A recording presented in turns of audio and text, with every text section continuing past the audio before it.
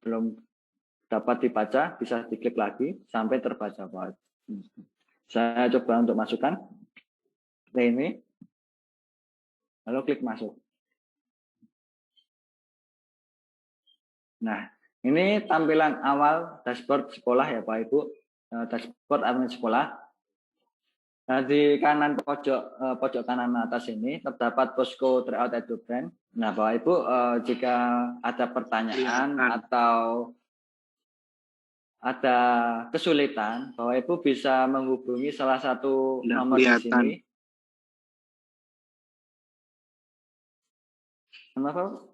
Apakah masih terlihat Bapak Ibu? Oke.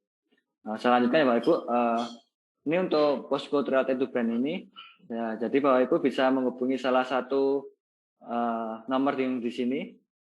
Lalu untuk bawahnya, nah di sini kami berikan untuk download berkasnya, yaitu juknis proktor, juknis siswa, dan juknis surat susulan. Jadi apabila Bapak Ibu ingin menginginkan panduannya, Bapak Ibu bisa mendownload juknis proktor atau juknis siswa di sini.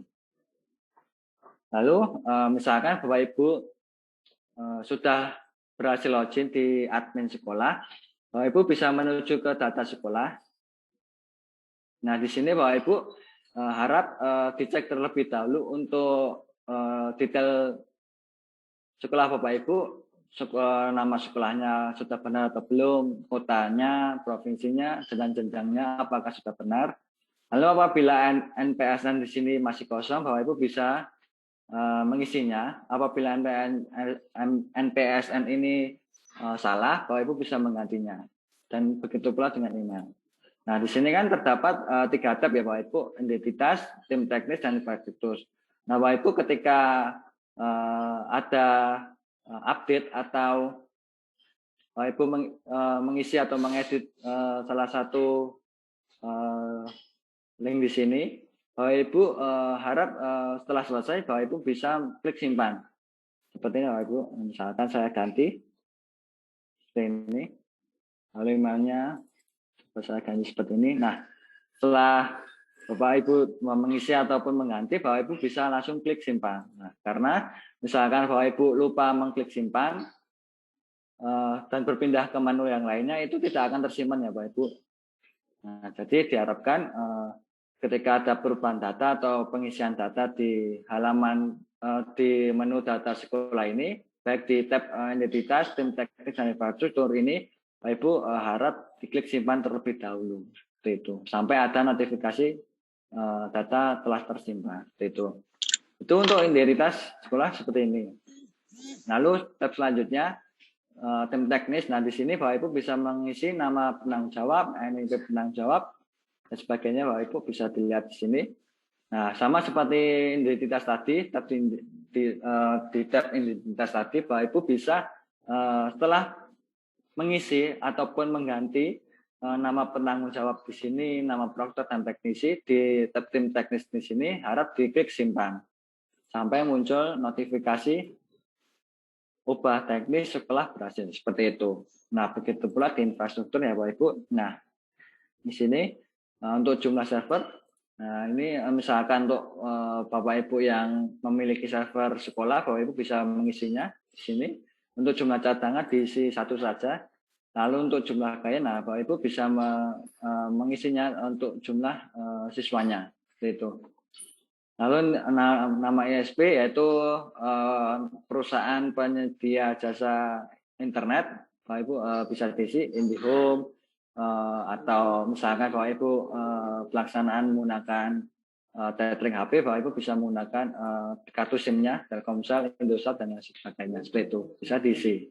Sama seperti tim tab identitas dan tim teknis tadi, setelah ada perubahan data atau Bapak Ibu setelah mengisi, Bapak Ibu bisa mengklik simpan di sini sampai muncul notifikasi ubah infrastruktur sekolah berhasil. Seperti itu. Nah, setelah Bapak Ibu mengisi pada data sekolah ini, Bapak Ibu bisa menuju ke biodata sekolah. Pak, maksud saya biodata siswa. Nah, di sini tugas Bapak Ibu mengupload data siswanya. Jadi ketika akan pelaksanaan dan Bapak Ibu telah menerima informasi user dan password, Bapak Ibu bisa langsung mengupload data siswanya. Caranya, Bapak Ibu bisa klik upload Excel saja, lalu mendownload contoh format di sini. Nah, nanti template-nya akan terdownload seperti itu. Nah, dari download contoh format tadi, contoh format yang telah terdownload tadi, Bapak Ibu bisa menginputkan nama. Sebentar saya tampilkan terlebih dahulu.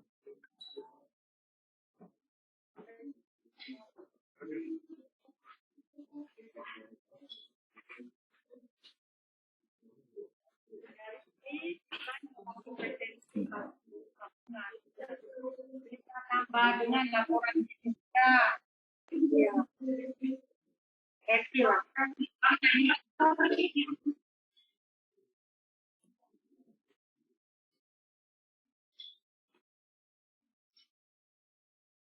Nah, sini ya Bapak Ibu, terlihat ya.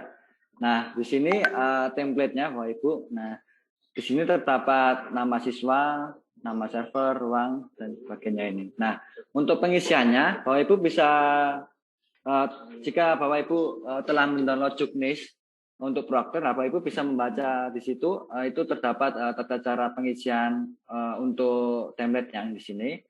Nah, untuk nama siswa, Bapak Ibu bisa mengisinya dengan huruf kapital, tapi sebelum itu bisa diklik enable editing terlebih dahulu agar bisa diedit. Nah, pada nama siswa ini Bapak Ibu bisa mengisi nama siswanya dengan huruf kapital. Lalu pada nama server, nah di sini untuk pembagian servernya, untuk Bapak Ibu di sekolah Bapak Ibu menggunakan semi online atau semi daring, Bapak Ibu bisa membaginya menurut server yang dimiliki sekolah. Misalkan server sekolah itu memiliki 2 server, maka seluruh siswa yang akan diikutkan itu bisa dibagi menjadi 2 server, seperti itu. Lalu apabila Bapak Ibu menggunakan full online atau daring, Bapak Ibu bisa membaginya menurut petugas atau pengawas ujian yang ditugaskan. Jadi misalkan Bapak Ibu sekolah Bapak Ibu menugaskan 2 proktor ataupun 2 pengawas ujian. Nah, dari seluruh siswa di sini Bapak Ibu bisa membagi menjadi dua server agar setiap pengawas ujian itu memegang satu servernya. Nah, misalkan di sini saya membagi 2. Jadi setiap satu server di sini, server 1 itu memiliki 10 siswa. Lalu sisanya akan dimasukkan ke server kedua seperti itu. Misalkan server 1 di sini memiliki proktor 1, maka proktor 1 atau pengawas 1 itu mengawasi 10 siswa di sini seperti itu. Untuk untuk pembagian servernya. Lalu untuk ruangnya Bapak Ibu juga bisa memilih salah satu dari pilihan di sini. Misalkan ruang 1 atau lab 1, misalkan ruang 1 itu menambahkan lab 1 jika Bapak Ibu mengerjakannya di sekolah. Bisa dibagi per ruang di sini. Di ini Bapak Ibu. Nah, lalu untuk NISN, Bapak Ibu bisa menginputkan NISN siswanya. Namun apabila siswa tidak tahu atau dia lupa untuk NISN-nya, Bapak Ibu bisa mengganti dengan NIS.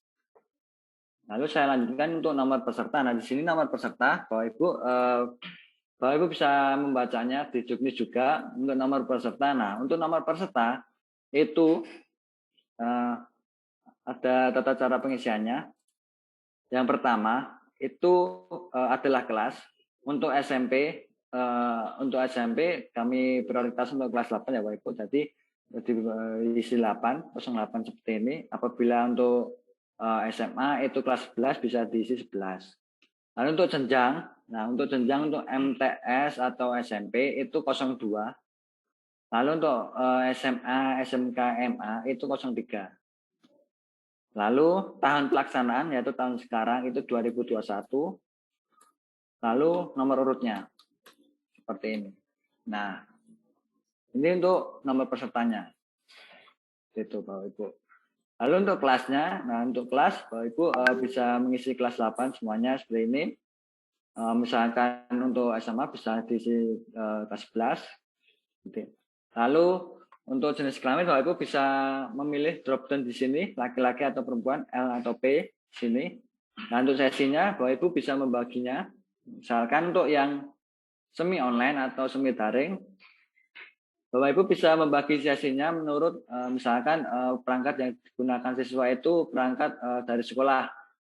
Nah, untuk dari 10 siswa ini yang berada di server 1 itu perangkat yang disediakan itu hanya 5. Maka Ibu bisa membaginya menjadi 2 sesi. Untuk siswa 1 sampai 5 ini sesi 1, lalu untuk yang 5 ke 10 ini sesi ke-2. Seperti itu. Jadi perangkat yang digunakan itu bergantian. Misalkan Bapak Ibu menggunakan semi online dan perangkat yang digunakan siswa itu perangkat dari sekolah. Gitu. Jadi bisa dibagi per sesinya menurut jumlah perangkat yang akan digunakan. Lalu untuk misalkan full online, nah di sini untuk full online Bapak Ibu bisa membaginya menurut kesanggupan pengawas ujian. Misalkan pada server 1 yang ditanggung-jawabi oleh pengawas ujian 1 itu lebih enak atau lebih fokus untuk mengawas ujian hanya 5 siswa. Jadi pengawas ujian ini bisa membaginya dalam satu hari. Hari pertama ini bisa menjadi 2 sesi. Jadi dalam satu sesinya pengawas ujian 1 ini mengawasi 5 peserta ujian. Seperti itu. Misalkan Bapak Ibu telah selesai mengisi template untuk mengupload data pesertanya, Bapak Ibu bisa di-save. Lalu kembali ke halaman admin sekolah. Nah, untuk halaman admin sekolah, Bapak Ibu bisa pilih choose file, lalu pilih file yang tadi di-save. Lalu untuk pilihan layout-nya, pilih di uji coba. Nah, kalau saya ulangi, Bapak Ibu pilih choose file, pilih template yang sudah di-save tadi, lalu untuk pilihan layout, pilih yang uji coba dahulu. Gitu. Lalu klik simpan, ditunggu sampai ada notifikasi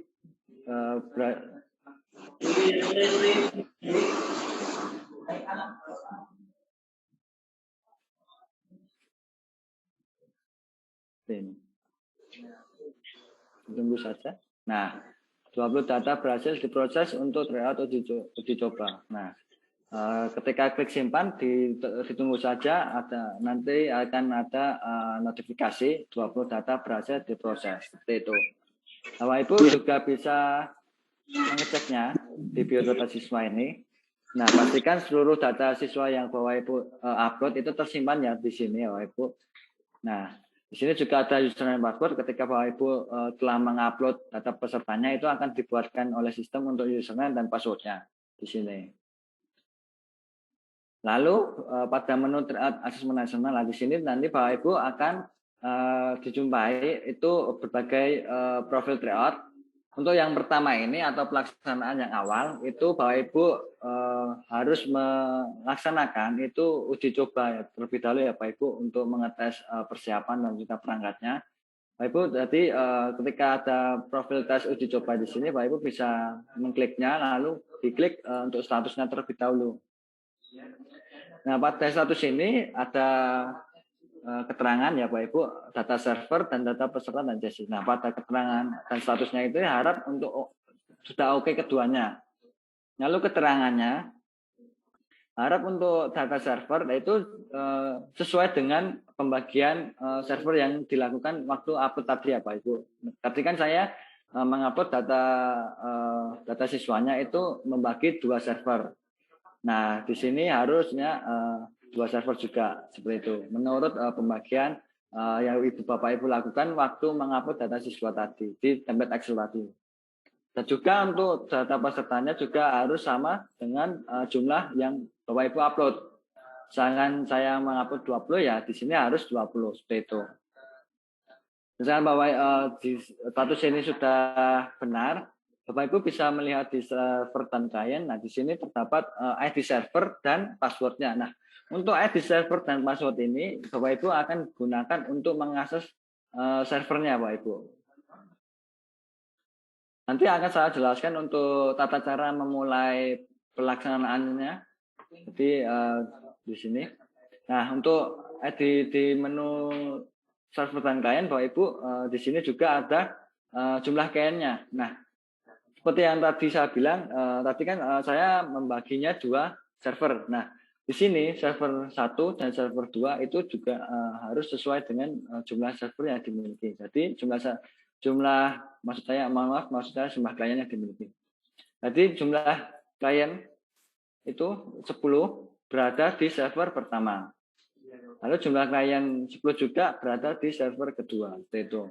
Nah, bagi Bapak Ibu yang memiliki atau membagi servernya lebih dari 1, harap ketika pelaksanaan itu server 1 dan server 2 dijalankan ya Bapak Ibu. Misalkan Bapak Ibu ingin menjalankan servernya itu di multiple perangkat atau perangkat yang berbeda-beda. Saya kan ini memiliki 2 server. Nah, bisa menggunakan 2 komputer atau 2 PC atau 2 laptop seperti itu. Lalu misalkan Bapak Ibu hanya memiliki 1 laptop atau mengaksesnya 1 laptop saja, Bapak Ibu bisa menggunakan 2 web browser yang berbeda. Misalkan server 1 itu untuk Google Chrome, server 2 itu bisa ke Mozilla dan sebagainya. Gitu. Ini untuk server dan klien. Lalu saya lanjutkan ke peserta dan sesi. Nah, di sini Bapak Ibu bisa melihat untuk detailnya. Nah, di sini Bapak Ibu bisa merubahnya. Misalkan pada siswa 1 itu datang terlambat. Sesi pertama di hari pertama itu sudah berakhir. Maka Bapak Ibu bisa memindahkan siswa 1 ini ke sesi berikutnya.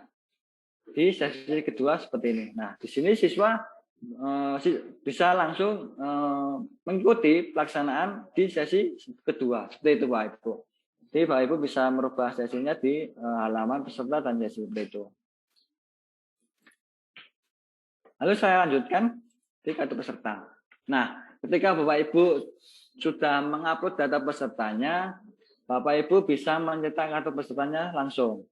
Nah, di sini kami memberikan berbagai opsi untuk tata cara mendownloadnya. Yang pertama itu ada download PNG atau PNG atau gambar.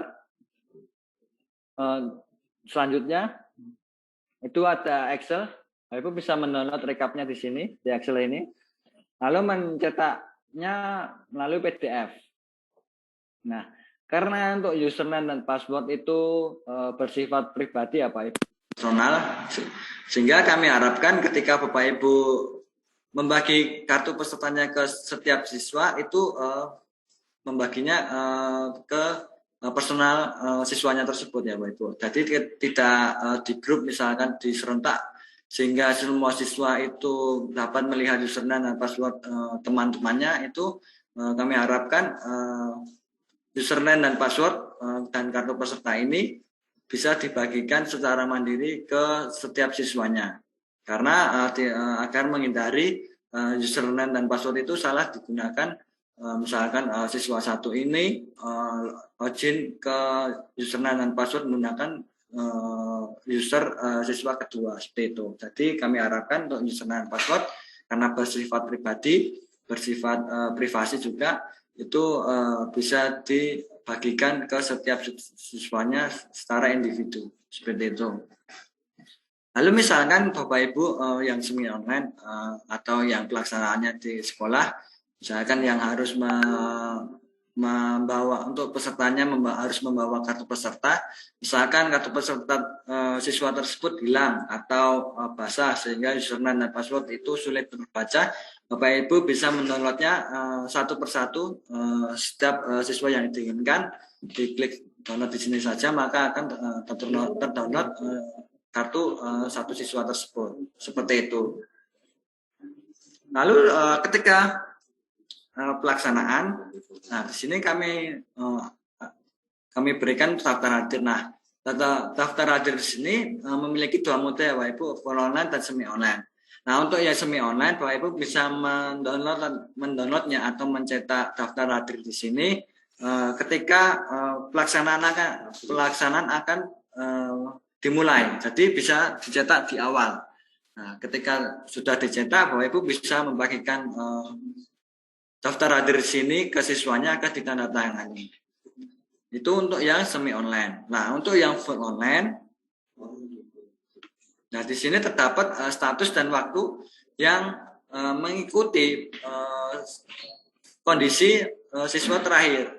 Sehingga pada mode full online ini untuk cetak daftar hadirnya kami harapkan dilakukan itu di akhir ya Pak Ibu, agar untuk waktu dan statusnya itu benar-benar terupdate. Jadi setelah pelaksanaan berakhir atau pada sesi pertama ini sudah berakhir, Bapak Ibu bisa mencetaknya di daftar hadir di sini. Itu. Lalu saya lanjutkan untuk jadwal sinkronisasi.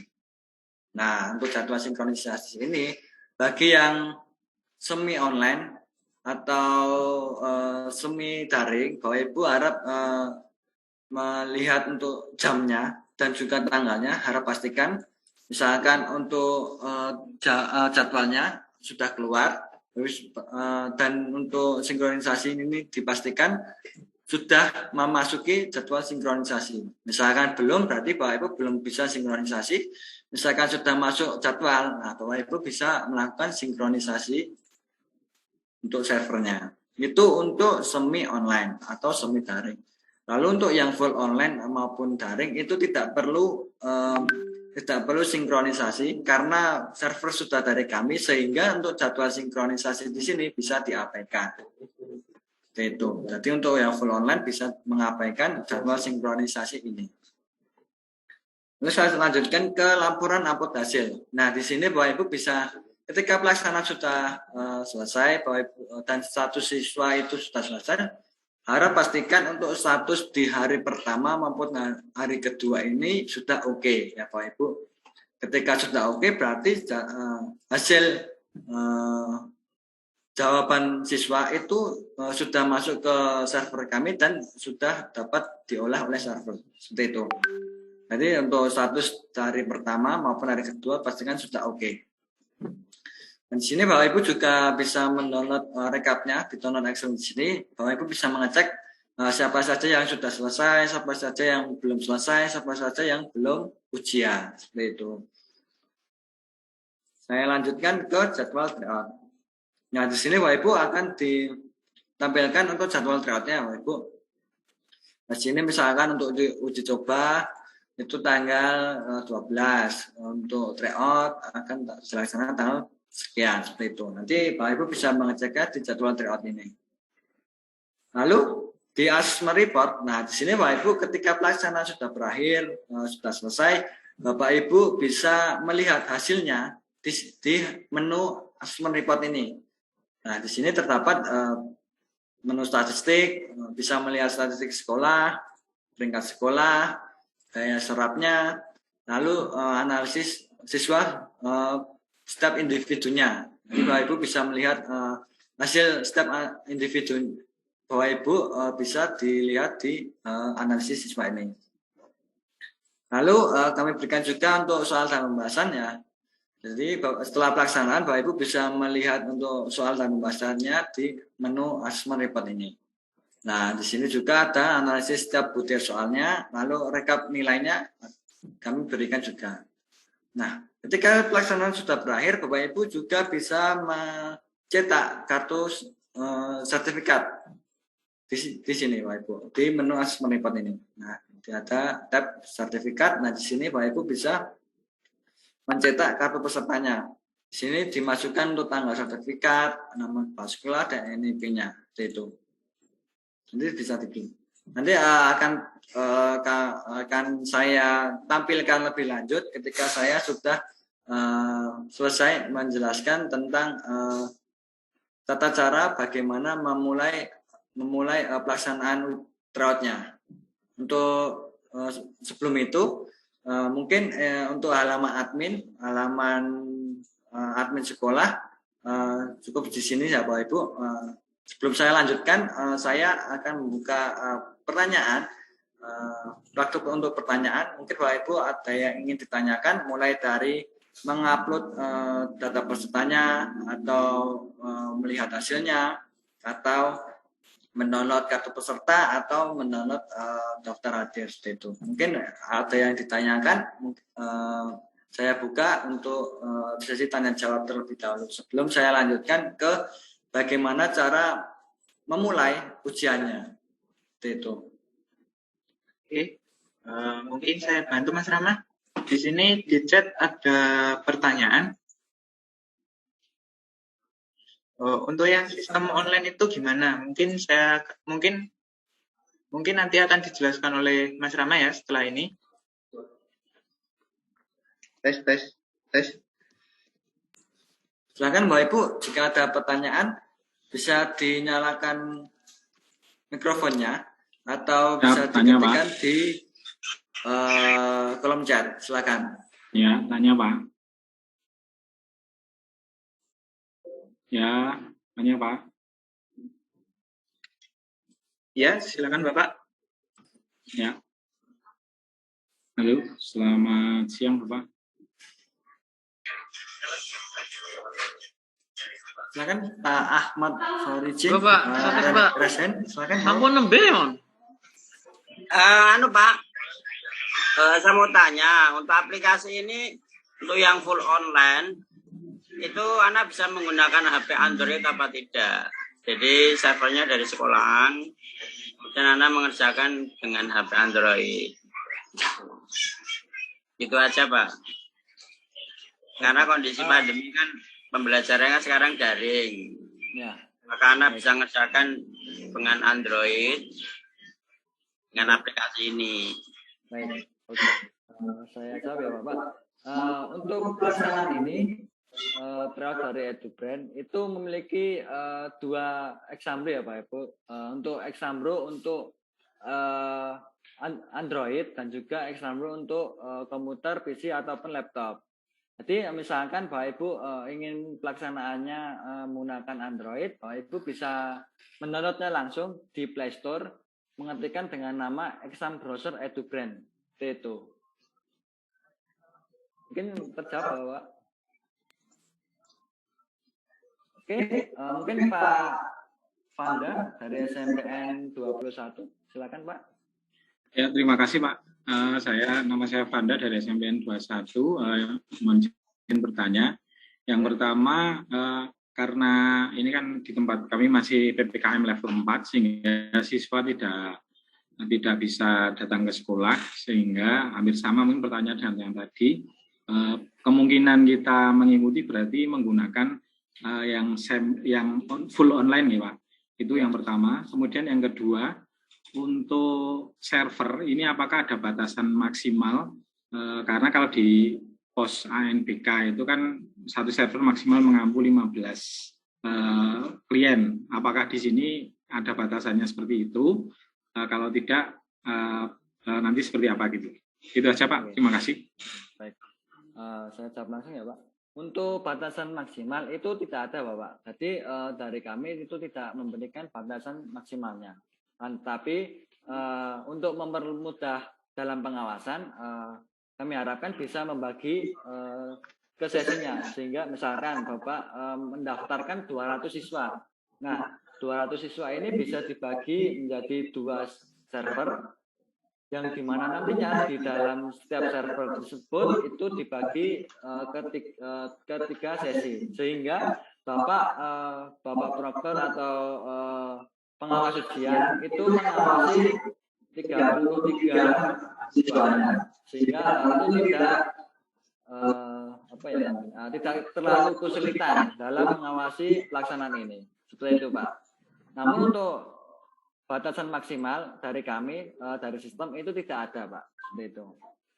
Oke, berarti tidak ada masalah ya. Misalnya kita sampai 50 ataupun 60, tidak ada masalah dalam sistemnya atau komputernya, tidak ada masalah. Ya Pak, tidak masalah Pak. Ya, baik. Terima kasih, Pak. Ya, sama-sama, Pak.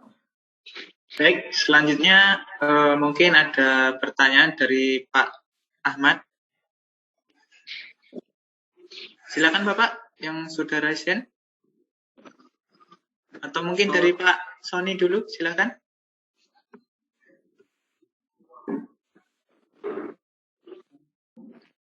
Halo Pak. Halo, iya Bapak, silakan. Ya saya dari SMA 2 Cikarang Utara Pak. Iya, silakan Bapak. Ya kalau misalnya kita memilih untuk full online dengan kondisi yang memang masih PPKM itu,